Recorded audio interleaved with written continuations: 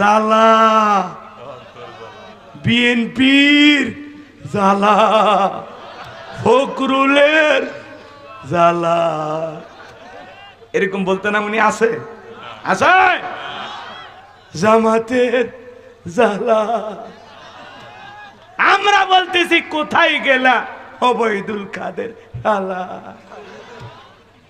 কই গেলা তোমরা? কি রোমান্টিক কথা করতো এই লোকটা, আর নাই।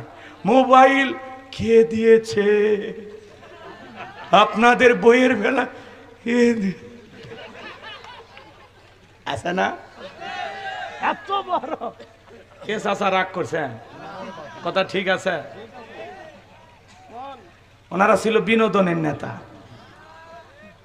বলে ঈদ আসে যায়, বিএনপির আন্দোলন কোথায়?